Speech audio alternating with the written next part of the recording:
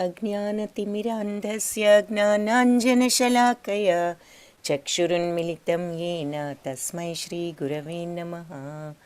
नमो ॐ विष्णुपादाय कृष्णप्रेष्ठाय भूतले श्रीमते भक्तिवेदान्तस्वामिन् इति नामिने। नमस्ते सारस्वते देवे गौरवाणी प्रचारिणे निर्विशेषशून्यवादी पाश्चात्यदेशधारिणे। हे कृष्णा करुणा सिंधो दीनबंधो जगत्पते गोपेश गोपिका कांता राधा कांता नमोस्तुते। तप्त कांचन गौरांगी राधे बृंदावनेश्वरी वृषभानुसुते देवी प्रणमामि हरिप्रिये। जय श्री कृष्ण चैतन्य प्रभु नित्यानंद श्री अद्वैत गदाधरा श्रीवासादि गौरभक्तवृंद। हरे कृष्ण कृष्ण कृष्ण हरे हरे, हरे राम राम राम हरे हरे। हरे कृष्ण భక్తులందరికీ ఈరోజు పంచమ అధ్యాయము 5వ అధ్యాయము కర్మ సన్యాస యోగము.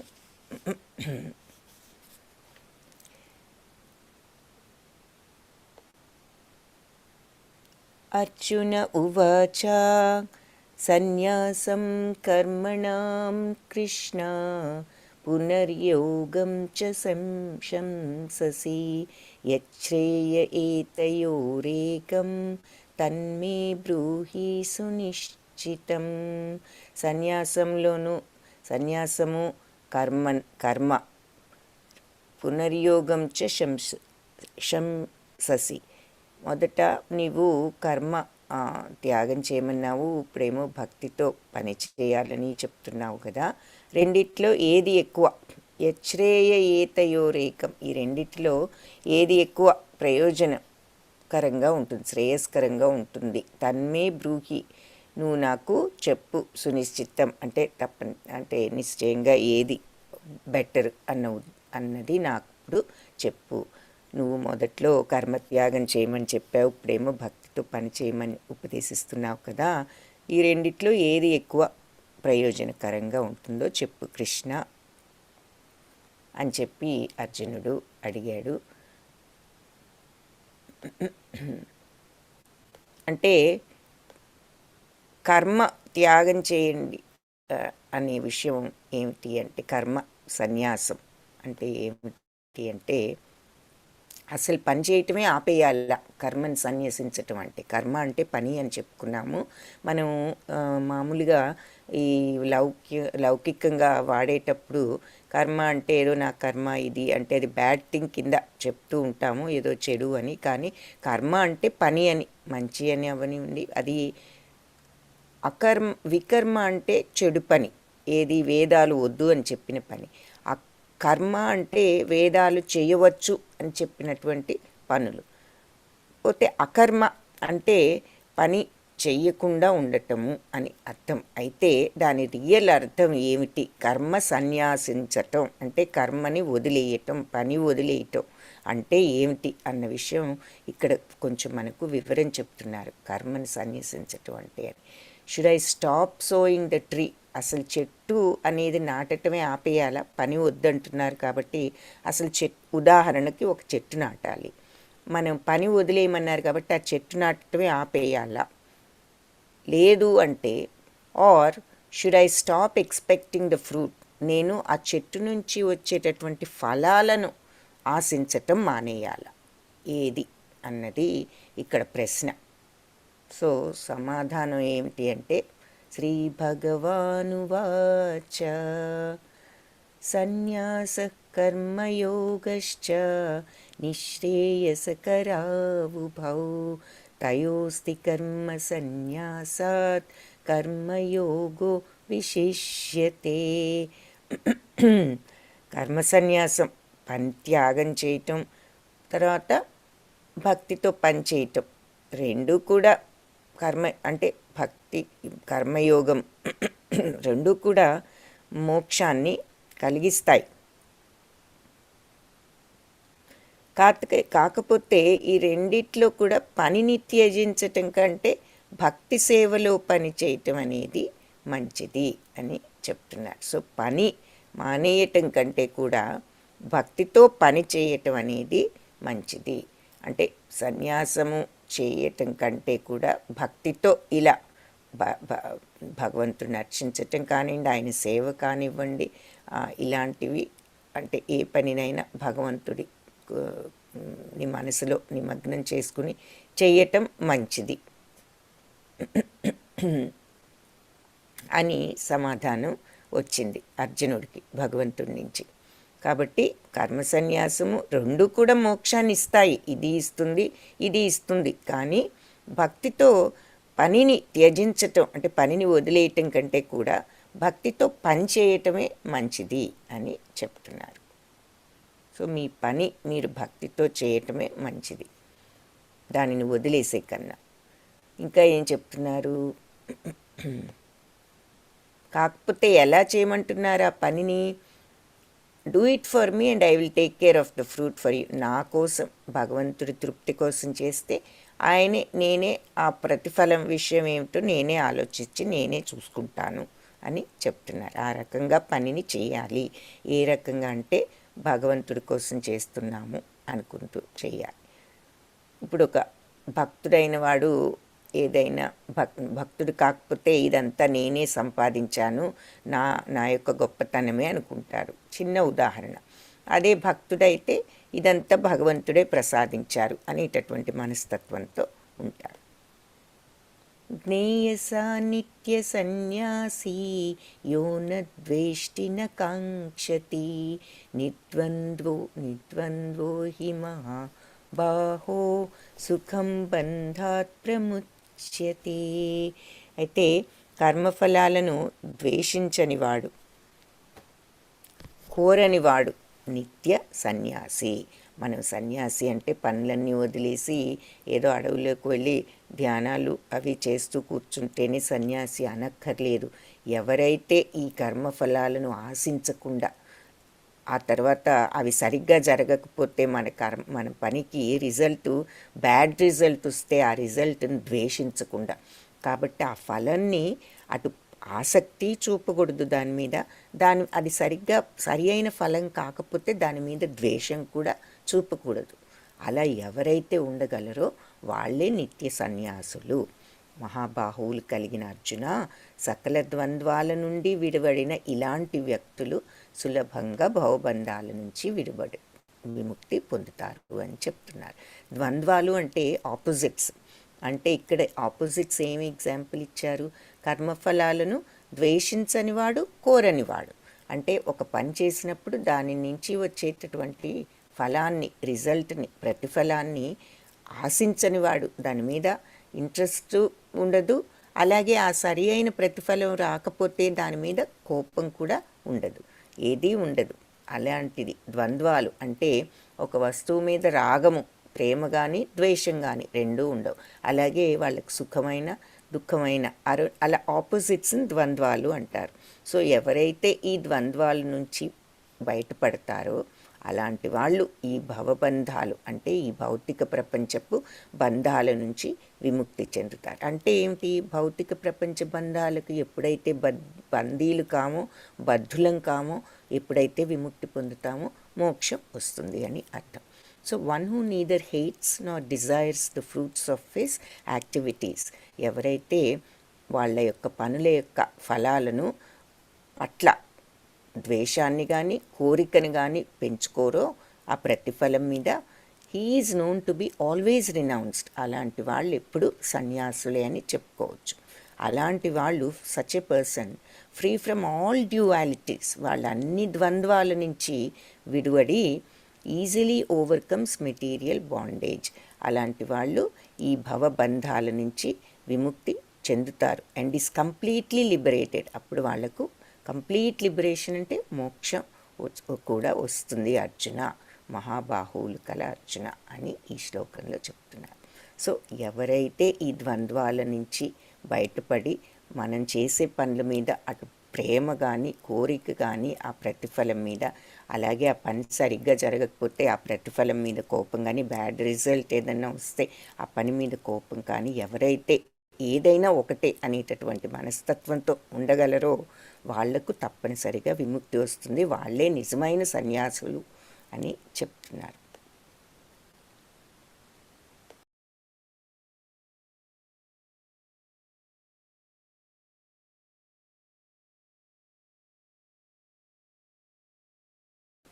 దానికి ఉదాహరణగా అసలు వైరాగ్యము అంటే ఏమిటి అనే దానికి సరి అయిన అండర్స్టాండింగ్ ఉండాలి.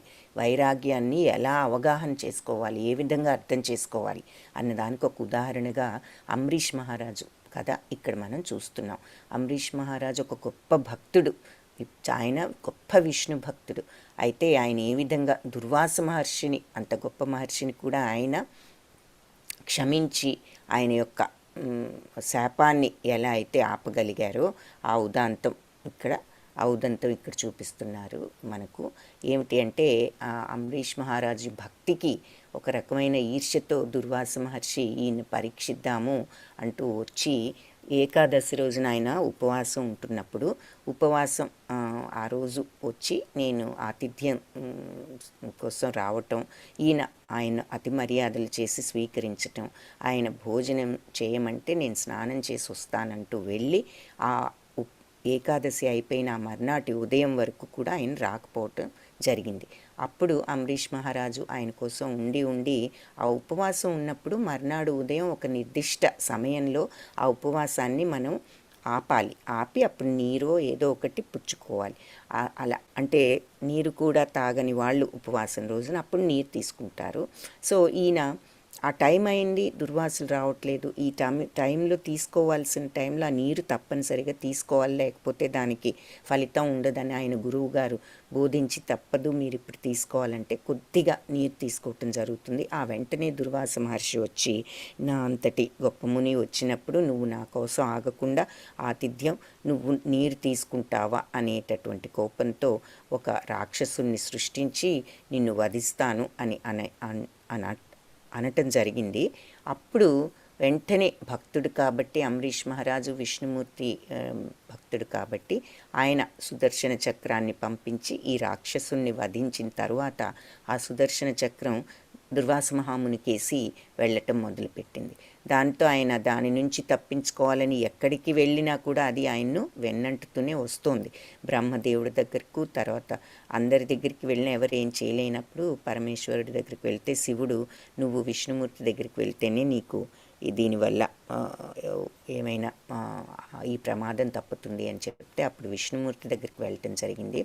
అప్పుడు విష్ణుమూర్తి నేను కూడా కాదు, నువ్వు అంబరీష్ మహారాజు దగ్గరికే వెళ్ళాలి, ఆయనే నిన్ను క్షమించాలని చెప్తారు. అప్పుడు తిరిగి అంబరీష్ మహారాజు దగ్గరకు వచ్చి క్షమించమని ఈ బొమ్మలో మనకి చిత్రంలో చూపిస్తున్నారు. ఆయన పాదాలు పట్టుకోవటం జరుగుతుంది. వెంటనే అంబరీష్ మహారాజు ఎప్పటి వల్లనే ఆయన్ని మర్యాదలు చేసి భగవంతుడిని ప్రార్థించి ఆ సుదర్శన చక్రాన్ని వెనక్కి తీసుకోవాల్సిందిగా కోరటం జరుగుతుంది. అప్పుడు సుదర్శన చక్రం వెళ్ళిపోవటం, ఆయన క్షేమంగా ఉండటం దుర్వాసులు జరుగుతుంది. సో ఈ కథలో మనం నేర్చుకునేది ఏంటంటే, ఇంత పెద్ద గొప్ప మహర్షి అయినా ఆయన కోపాన్ని ద్వేషాన్ని ఒకటి జయించలేకపోయారు.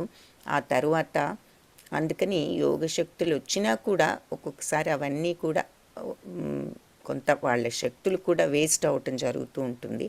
చివరికి భక్తుడైన అంబరీష్ మహారాజుకే ఎక్కువ ఈ సన్యాసుల కంటే కూడా భక్తి ఉన్న వాళ్ళకే ఎక్కువ సన్యాసత్వం, నిజ సన్యాసత్వం ఉంటుంది అన్నది, భగవంతుడు కూడా వాళ్ళు ఎక్కువ ప్రియులు అన్నది మనకి కథ వల్ల తెలుస్తుంది.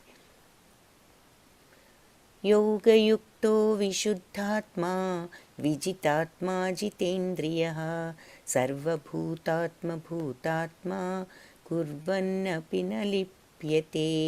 భక్తితో పనిచేసేవాడు విశుద్ధాత్ముడు, అంటే శుద్ధమైన మనస్సున్నవాడు, మనోజయం మనస్సును చేయించినవాడు, అంటే మనస్సును కంట్రోల్లో పెట్టుకోగలడు. ఇంద్రియ నిగ్రహం, వాళ్లకు సెన్సెస్ని కంట్రోల్ చేసుకోగలరు. సమస్త జీవులలో ఉండే ఆత్మ తన ఆత్మ ఒకటే అని తెలుసుకున్నవాడు. సర్వభూతాత్మ భూతాత్మ, మనలో ఉన్న ఆత్మ అందరిలో ఉన్న ఆత్మ కూడా కుర్వన్నపి నలిప్యతే. సో అందరూ ఒకటే అని తెలుసుకున్నవాడు కుర్వన్నపి నలిప్యతే అంటే కర్మలు చేసినా ఎలాంటి దోషాలు వాళ్లకు అంటవు. ఎలాంటి వాళ్ళకు అంటవు అంటే మళ్ళీ భక్తితో పనిచేసే వాళ్లకు, శుద్ధమైన పరిశుభ్రమైన ఆత్మ ఉన్న వాళ్లకు, అంటే మనస్సు ఉన్న వాళ్లకు, మనస్సును జయించిన వాళ్లకు, తప్పు మార్గంలో మనస్సు ప్రలోభాలకు గురి కాకుండా ఎవరైతే ఉంచుకోగలరో వాళ్లకు, ఇంద్రియ నిగ్రహం సెన్సెస్ని కంట్రోల్ చేసుకునే వాళ్లకు, అందరిలో ఉండే ఆత్మ మన ఆత్మ ఒకటే అని ఎవరైతే ఆ భావంతో ఉంటారో వాళ్లకు ఎలాంటి దోషాలు కూడా అంటవు. One who works in devotion, who is a pure soul and who controls his mind and senses is dear to everyone. ఇలాంటి వాళ్ళు భక్తితో పనిచేస్తూ శుద్ధ ఆత్మతో వాళ్ళ మనస్సును ఇంద్రియాలను నియంత్రిత్వం చేసుకుని కంట్రోల్లో ఉంచుకునే వాళ్ళు అందరికీ ప్రియులే. ప్రతి వాళ్ళు వాళ్ళకు కూడా ప్రియులే. అందరి ఆత్మ మన ఆత్మ ఒక్కటే అని ఎవరైతే భావిస్తారో వాళ్ళు అందరికీ కూడా ప్రియులే. కాబట్టి వాళ్ళు ఎప్పుడు పని చేస్తున్నా కూడా వాళ్ళు ఏ బంధాలలో కూడా చిక్కుకోరు అని చెప్తున్నారు. ఇక్కడ మనకు 9 రకాల నవవిధ భక్తులు అని ఉన్నాయి. భక్తి గురించి చెప్తున్నారు కాబట్టి అసలు భక్తి అంటే ఏమిటి, ఎన్ని రకాల భక్తులు ఉన్నాయి అన్నది చూద్దాం. అంటే భగవంతుడు పనిని సన్యాసం చేయటం కంటే, అంటే పనిని వదిలేయటం కంటే భక్తితో పని చేయటమే మంచిది. రెండిటికీ మోక్షం వస్తుంది, కానీ ఇది ఇంకా మంచి మార్గం. భక్తితో మీరు పని చేయటం అంటే నా తృప్తి కోసం పని చేయటం ఇంకా మంచిది అంటున్నారు. కాబట్టి అసలు భక్తి అంటే ఏమిటి అని చూసామంటే 9 రకాల భక్తులు ఉన్నాయి. ఏమిటి? శ్రవణం, కీర్తనం, స్మరణం, పాదసేవనం, అర్చనం, వందనం, దాస్యం, సఖ్యం, ఆత్మనివేదనం. శ్రవణం వినటం అంటే ఇక్కడ పరీక్షిత్ మహారాజు వినటం చూపిస్తున్నారు. భాగవతం సుఖదేవ మహాముని దగ్గర నుంచి చెప్పించుకుంటున్నారు. అది శ్రవణం అంటే భగవంతుడి కథలు లీలలు వినటాన్ని శ్రవణం అంటారు. కీర్తనం ఆయన యొక్క మహిమలను పాటలుగా కీర్తనలుగా పాడుకోవటం, ఆయన లీలలను. మీరాబాయి ఉదాహరణ. స్మరణం ఆయన నామాన్ని గుర్తు తెచ్చుకోవటం, జపించుకోవటం, దానిని స్మరణం. సో జపం. హరిదాస్ ఠాకూర్ ఆయన చైతన్య మహాప్రభు టైంలో ఒక గొప్ప భక్తుడు. ఆయన ముస్లిం వంశంలో జన్మించినప్పటికీ కూడా నేను ఈ మంత్రం మీద నాకు భక్తి ఉండి ఉపదేశించవలసిందిగా చైతన్య మహాప్రభుని ప్రార్థిస్తే ఆయన ఈ మంత్రాన్ని ఆయనకు ఉపదేశించడం, నిత్యం ఆ మంత్రాన్ని జపిస్తూనే ఉండేవారు ఎప్పుడు కూడా. అందుకే ఆయనకి నామాచారి అన్న బిరుదు కూడా వచ్చింది, హరిదాస్ ఠాకూర్. సో ఆయనను స్మరణానికి ఉదాహరణగా చూపిస్తున్నారు ఇక్కడ. పాదసేవనం, భగవంతుడి పాదసేవనం చేస్తూ ఆ మార్గంలో కూడా మనం ఆ భక్తి మార్గంలో కూడా ఉండవచ్చు. ఉదాహరణకు భాగ్యలక్ష్మి, లక్ష్మీదేవి ఎప్పుడు భగవంతుడి పాదసేవలో నిమగ్నమై ఉండేవారు. అర్చనం, పూజలు చేయటం, గుడులలో అర్చనలు చేయటం. వందనం అంటే ప్రార్థన. వందనం అంటే 2 చేతులు జోడించి నమస్కరించటం. దాని అర్థం ఏంటి? ప్రార్థన, భగవంతుణ్ణి మనస్ఫూర్తిగా ప్రార్థించటం. దానికి ఉదాహరణ ధ్రువ మహారాజు. ఆయన అంటే చిన్నప్పుడు వాళ్ళ తల్లి సవతి తల్లి ఆయనను చేసిన అవమానానికి నీకు రాజ్యం రాదు అని చెప్పినప్పుడు 5 సంవత్సరాల బాలుడు కాబట్టి వాళ్ళ మదర్ దగ్గరికి వెళ్ళి నేను ఏ రకంగా ఈ రాజ్యాన్ని, తండ్రి గారి అభిమానాన్ని సంపాదించవచ్చు అంటే భగవంతుడే సహాయం చేయాలి, నువ్వు ఆయన్ని అడుగు అంటే ఎలాగూ అంటే అడవికి వెళ్ళి తపస్సు చేయాలని చెప్పిన మీదట వెళ్తూ ఉంటే నారద మహర్షి వచ్చి ఓం నమో భగవతే వాసుదేవాయ అనేటటువంటి మంత్రాన్ని ఉపదేశించటం. ఆ మంత్రంతో ఆయన తపస్సు 6 నెలలు ఘోరంగా చేస్తే భగవంతుడు ప్రత్యక్షం అవ్వటం, ఆయనకు ఆ సమయంలో భక్తి తప్ప ఏ కోరికలు లేకుండా పోవటం ఈ తపస్సు వల్ల. అప్పుడు భగవంతుడు మెచ్చి ఆయనకు ఆ రాజ్యమే కాకుండా తర్వాత ధ్రువలోకాన్ని, ఈ జన్మ అయిపోయిన తర్వాత ఆయనకి పైన ధ్రువ నక్షత్రాన్ని చూస్తూ ఉంటాం ఆకాశంలో, ఆ ధ్రువలోకాన్ని కూడా ఈ జన్మ తర్వాత ఆయనకి శాశ్వతంగా ధ్రువలోకాన్ని ఇవ్వటం జరిగింది. సో వందనం, ప్రార్థనకు ధ్రువ మహారాజుని ఉదాహరణగా ఇక్కడ మనం చూస్తున్నాము. తర్వాత దాస్యం. దాస్యం అంటే గొప్ప ఎగ్జాంపుల్ ఇంకేముంది, ఉదాహరణ హనుమాన్. ఆయన కంటే భగవంతుడు శ్రీరామదూత, అందుకని ఆయన్ని దాస్యానికి ఉదాహరణ. సఖ్యం, ఎవరు భగవంతుణ్ణి ఫ్రెండ్గా అనుకుని కూడా మనము భక్తి పెంచుకోవచ్చు. కాబట్టి దానికి ఉదాహరణ ఎవరు అంటే అర్జునుడు, కృష్ణార్జునుల యొక్క మైత్రి. తర్వాత ఆత్మనివేదనం, ఆఖరి మెట్టు ఏమిటి అంటే భగవంతుడికి కంప్లీట్గా మనము సరెండర్ అవ్వటము. అది ఎవరు అంటే గోపికలను ఉదాహరణగా తీసుకోవచ్చు. కంప్లీట్గా భగవంతుడికి శరణాగతులు అవ్వటం. సో ఇక్కడ అలా ఈ నవవిధ భక్తులను చూపిస్తున్నారు.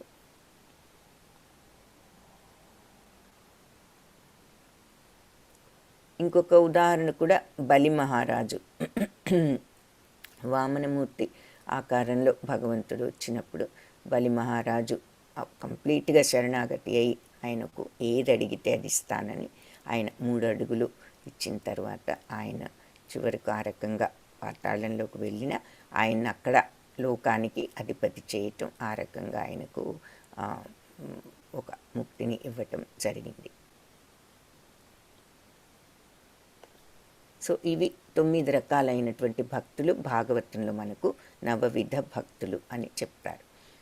బ్రహ్మణ్యాధాయ కర్మాణి సంగం త్యక్త్వా కరోతి లిప్యతేన స పాపేన పద్మపత్రం ఇవాంభసా. అయితే ఫలితాలను భగవంతుడికి అర్పించకుండా అప్పగించి దాని మీద ఇంట్రెస్ట్ లేకుండా వాళ్ళ డ్యూటీని మాత్రం వాళ్ళు చేసేవాళ్ళు.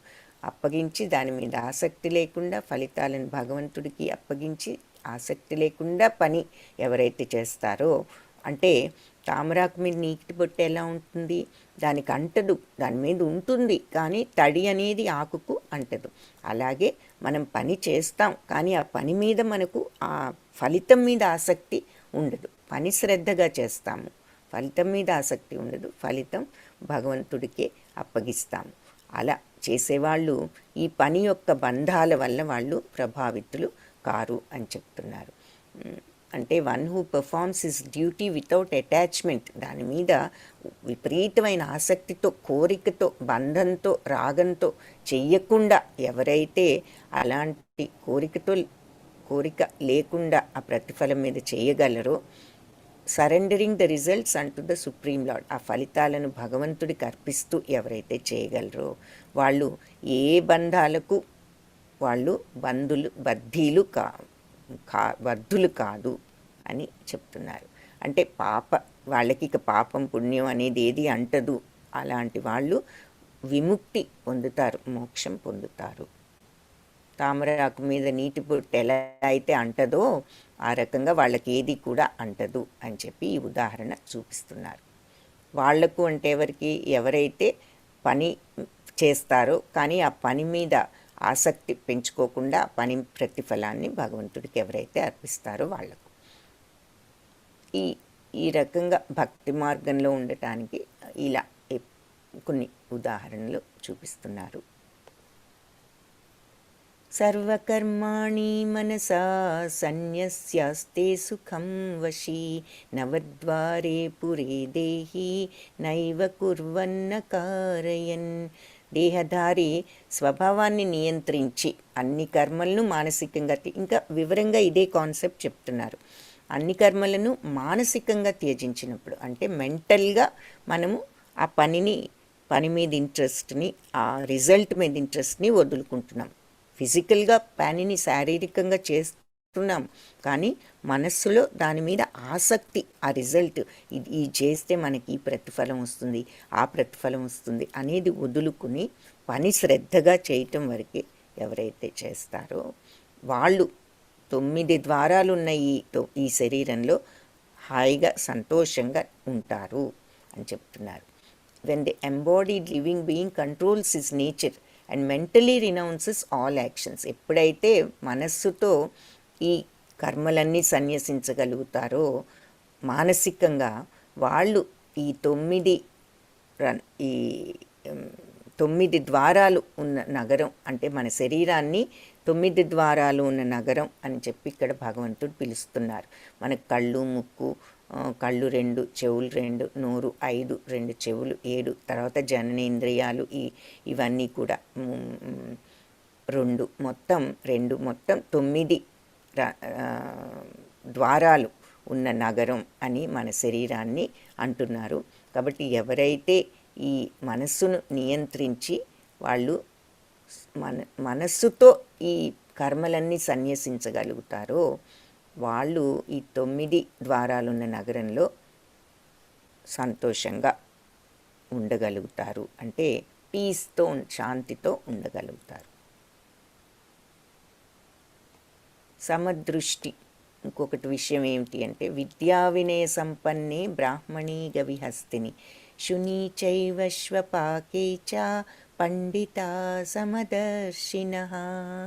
ఎవరైతే వినమ్రులైన యోగులు బ్రాహ్మణుడిని కానీ, గవి ఏనుగును కానీ, గవి గోవును కానీ, హస్తిని ఏనుగును కానీ, శునిచైవ శ్వపాకేచ కుక్కను కానీ, ఆ కుక్క యొక్క అంటే మాంసం తినే వాళ్ళని కానీ ఎవరినైనా పండితులు అంటే వివేకవంతులు ఒకే రకంగా సమదృష్టితో చూస్తారు అని చెప్తున్నారు. హంబుల్ సేజెస్ ఎవరైతే అంటే వినమ్రత ఎవరైతే నమ్రతగా అహంకారం లేకుండా వినయమైనటువంటి ఈ మునులు యోగులు by virtue of knowledge, true knowledge, వాళ్ళ నిజమైన జ్ఞానంతో వాళ్ళు అందరినీ కూడా సమదృష్టితో చూస్తారు. ఒక బ్రాహ్మణుడైనా, ఒక గోవైనా, ఒక ఏనుగైనా, కుక్క మాంసం తినే వాళ్ళనైనా ఎవరినైనా అందరినీ కూడా సమదృష్టితో చూస్తారు. ఎందుకు అంటే అందరిలోనూ వాళ్ళు ఆ పరమాత్మనే చూస్తారు. ఇక్కడ మనకు అన్ని బొమ్మలు, జంతువులు, పక్షులు, పిట్టలు ఇవన్నీ కనిపిస్తున్నాయి, కానీ అందరిలోనూ పరమాత్మ ఉన్నాడని మనం ఆ బొమ్మను చూస్తున్నాం. చిత్రంలో చూపిస్తున్నారు. పండిత సమదర్శిన, ఈ వివేకవంతులు అందరినీ ఒకే రకంగా చూస్తారు. ఇక్కడ చిత్రంలో ఒక పండితుడు, ఆయన బ్రాహ్మణుణ్ణి, గోవుని, ఏనుగు ఈ కుక్కను, తర్వాత మాంసం తినే వాళ్ళైనా ఎవరినైనా ఇక్కడ అందరిలోనూ పరమాత్మ మనకు కనిపిస్తున్నారు. కుక్కలో, బ్రాహ్మణుల్లో, గోవులో, ఏనుగులో, వీళ్ళందరిలో కూడా. కాబట్టి అందరిలో ఆయన వాళ్ళ భౌతిక ఆకారం కాకుండా పరమాత్మనే దర్శిస్తున్నారు. అలా దర్శించబట్టే ఆయన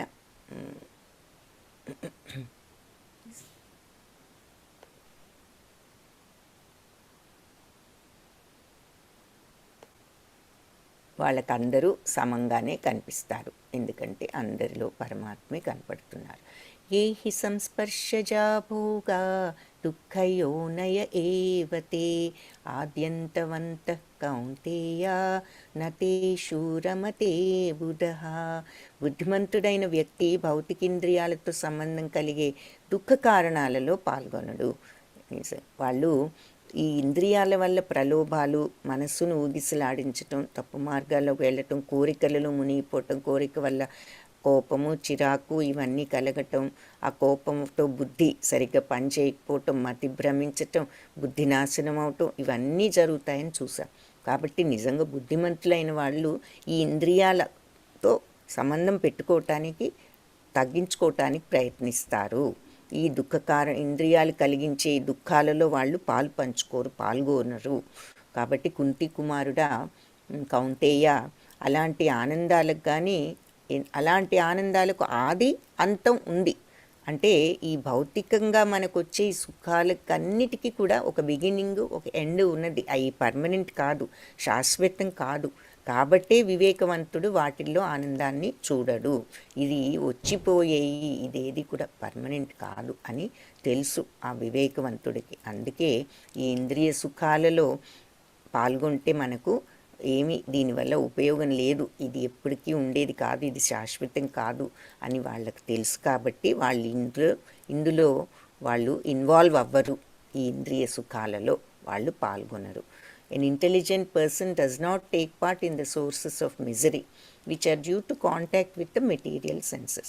సో ఇంద్రియాలతో మనం సంబంధం పెట్టుకుంటే, ప్రలోభపడితే వాటి వలన అప్పుడు మనకి దుఃఖమే ఉంటుంది. కాబట్టి తెలివైన వాడు వివేకవంతుడు ఎవరు కూడా ఈ ఇంద్రియాలతో పెట్టుకోరు. ఇంద్రియాల నుంచి క్రమేణా ఆ ప్రలోభాల నుంచి దూరం అవటానికి ప్రయత్నిస్తారు. వాటి పట్ల నిర్లిప్తత చూపిస్తారు. అంతేకాని ఆ ఇంద్రియాల మీద ఆసక్తిని పెంచుకొని అలా దుఃఖాలకు గురికారు. O son of Kuntiputra Kaunteya, such pleasures have beginning and end, and so the wise man does not delight in them. ఎందుకు ఇంద్రియాలతో సంబంధం పెట్టుకోరు అంటే, ఈ ఇంద్రియాలు ఇచ్చేటటువంటి సుఖాలన్నీ కూడా ఆది అంతము ఉంది వాటన్నిటికీ. ఇప్పుడు ఏదైనా కొనుక్కుంటాం, ఆనందం, మనకు కొత్త ఫోనో, కొత్త ఇల్లో, కొత్త కారో ఏదో ఒకటి కావాలి అని విపరీతమైన కోరిక వస్తుంది. దానిని కొనుక్కుంటే విపరీతమైన ఆనందం స్టార్ట్ అవుతుంది. కాబట్టి ఆ ఆనందం ఎప్పుడు ఉంటుందా? ఫోన్ కొంటే ఒక నెల రోజులు, కారు కొంటే 6 నెలలు, ఇల్లు కొంటే ఒక 6 ఏళ్ళు, ఆ తర్వాత అంతా మళ్ళీ మామూలే. కాబట్టి ఈ సుఖాలన్నిటికీ ఒక బిగినింగు, ఒక ఎండు ఉంది. ఎప్పుడు కూడా అవి శాశ్వతంగా ఉండవు.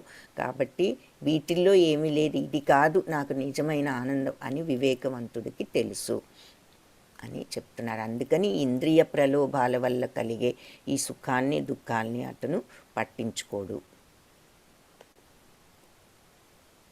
ఈ ఇంద్రియ సుఖాల కోసం వెళ్తే చివరికి ఎప్పుడు మనకు దుఃఖమే వస్తుంది అన్నదానికి ఉదాహరణగా, తామర పువ్వు మీలో ఉన్న తేనె కోసం వెళ్ళే ఈ తేనెటీగ ఆ లోపలికి వెళ్ళిన తర్వాత ఆ తేనె తీసుకుంటున్నప్పుడు ఈ తామర పువ్వు మూసుకుపోతుంది సాయంత్రానికి. అప్పుడు అందులో చిక్కుకునే అది అక్కడే తర్వాత బయటికి రాలేక మరణించవలసి వస్తుంది. అలాగే పెద్ద చేప చిన్న చేప కోసం అని వెళ్ళినప్పుడు ఆ గాలానికి చిక్కుంటుంది. అలాగే వెలుగుందని ఈ పురుగులన్నీ వెళ్ళినప్పుడు ఆ వెలుగులో అవి ఇదైపోవటం జరుగుతూ ఉంటుంది. ఇలా ఉదాహరణలు చూపిస్తున్నారు. మనం ఆ ప్రలోభానికి గురయ్యి ఏదో అట్రాక్షన్స్కి గురై వెళ్తాము, కానీ అలా వెళ్ళినప్పుడు మనకి ఏ రకంగా దుఃఖం మిగులుతుంది అన్న వాటికి ఇవి ఎగ్జాంపుల్స్గా చూపించారు. భోక్తారాం యజ్ఞతపసాం, వెరీ ఇంపార్టెంట్ శ్లోక, సర్వలోకా మహేశ్వరం సుహృదం సర్వభూతానాం జ్ఞాత్వా మాం శాంతిమృచ్చతి. సమస్త భోక్తారం యజ్ఞతపసాం, అన్ని యజ్ఞాలకు తపస్సులకు భోక్తను అంటే నేనే సుప్రీం ఎంజాయర్ని, అన్నీ కూడా నాకే వర్తిస్తాయి అని చెప్పి నేనే అన్ని యజ్ఞాలకు తపస్సులకు. ఇక్కడ యజ్ఞం అంటే ఇంకొక మాట గుర్తుంచుకోవాలి, ఏ పనైనా మనస్ఫూర్తిగా భగవంతుడి కోసం చేస్తే అది యజ్ఞంతో సమానమని 3rd చాప్టర్లో చెప్పుకున్నాము. కాబట్టి ఏ పనికి, అన్ని పనులకు, అన్ని యజ్ఞాలకు తపస్సులకు ఏ పనైనా మనం కరెక్ట్గా మనస్ఫూర్తిగా చేస్తే ఆ రిజల్ట్స్ అన్నీ కూడా భగవంతుడికే వెళ్తాయి. భోక్తారం, ఆయనే భోక్త, అన్ని పనులకు రిజల్ట్స్ ఆయనకే వెళ్తాయి. సర్వలోక మహేశ్వరం, అందరికీ కూడా భగవంతుడు. సుహృదం సర్వభూతానాం, అన్ని జీవాలకు కూడా ఆయన శ్రేయోభిలాషి. జ్ఞాత్వా మాం శాంతిమృచ్చతి, ఇది తెలుసుకున్న వాళ్ళు, నన్ను ఈ విధంగా తెలుసుకున్న వాళ్ళు నా భక్తులు శాంతితో ఉంటారు అని చెప్తున్నారు. So a person in full consciousness of me, నన్ను ఈ రకంగా పూర్తిగా తెలుసుకున్న వాళ్ళు, knowing me to be the ultimate beneficiary of all sacrifices and austerities. ఎవరైతే నన్ను అన్ని యజ్ఞాలకు తపస్సులకు కూడా భోక్తను, బెనిఫిషియరీ, అవన్నిటికీ కూడా భోక్తనని ఎవరైతే అర్థం చేసుకోగలుగుతారో, అలాగే అన్ని జీవభూతాలకు కూడా పరమేశ్వరుడినని, అంటే అన్ని ప్లానెట్స్కి, అందరి దేవతలకు కూడా, మనుషులకు జీవాలకే కాదు దేవతలకు, ఈ విశ్వం అంతటికి కూడా ప్రభు అన్నది ఎవరైతే ఆ విషయము. తరువాత అందరికీ కూడా శ్రేయోభిలాషి భగవంతుడు, అందరి క్షేమాన్ని కోరే శ్రేయోభిలాషి. ఈ విషయాలు ఎవరైతే పూర్తిగా అర్థం చేసుకోగలుగుతారో వాళ్ళు శాంతిని, attains peace from the pangs of material miseries, వాళ్ళు ఈ భౌతిక ప్రపంచపు దుఃఖాల నుంచి బయటపడి వాళ్ళు శాంతిని పొందుతారు. భగవంతుడే చరమభోక్త, అన్ని తపస్సులకు యజ్ఞాలకు ఆయనే సర్వలోకానికి మహేశ్వరుడు, ఆయన అందరి శ్రేయోభిలాషి అని తెలుసుకున్న వాళ్ళు శాంతితో ఉండగలరు. సర్వలోక మహేశ్వరం, ఆయనే లోకాలన్నిటినీ కూడా కంట్రోల్ చేస్తున్నారు, అన్ని ప్లానెట్స్ని ఈ విశ్వాన్ని కూడా భగవంతుడే కంట్రోల్ చేస్తున్నారు. అందరికీ కూడా నిజమైన శ్రేయోభిలాషి స్నేహితుడు ఇక్కడ గోపాలురు గోపికలు అన్నీ ఇక్కడ మనకు చూపిస్తున్నారు. ఆయనే ఇది అవన్నీ తెలుసుకున్న వాళ్ళు శాంతితో ఉంటారు. ఈ రకంగా భగవంతుడిని ఎవరైతే తెలుసుకుంటారో వాళ్ళు శాంతితో ఉంటారు అన్నారు. కాబట్టి పీస్ ఫార్ములా, శాంతికి మంత్రం, శాంతికి మార్గం ఏది అంటే భగవంతుడే ప్రభు, సర్వలోక చరమభోక్త, అన్ని పనులకు ఆయనే భోక్త, అన్ని కర్మలకు, అన్ని తపస్సులకు, అన్ని యజ్ఞాలకు. తర్వాత భగవంతుడు పరమేశ్వరుడు, అందరికీ సర్వలోక మహేశ్వరం. ఆ తర్వాత అందరికీ కూడా సుహృదం సర్వభూతానం, అందరికీ శ్రేయోభిలాషి. ఈ విషయాన్ని నిజంగా ఎవరైతే అర్థం చేసుకుంటారో ఈ 3 విషయాల్ని, వాళ్ళు శాంతితో ఉంటారు. హరే కృష్ణ కృష్ణ కృష్ణ హరే హరే, హరే రామ రామ రామ హరే హరే.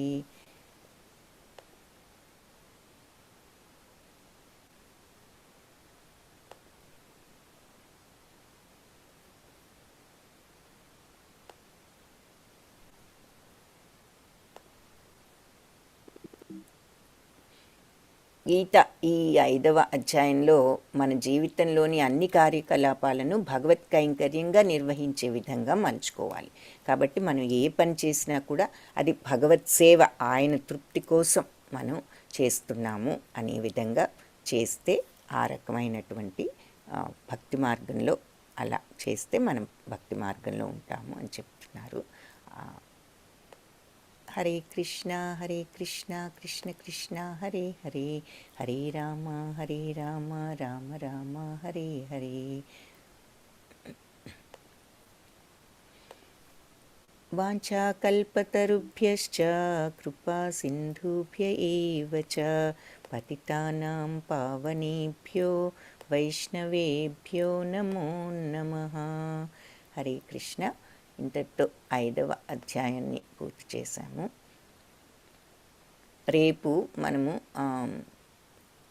ఆఖరి అధ్యాయం కర్మయోగంలో 6వ అధ్యాయం చూద్దాము.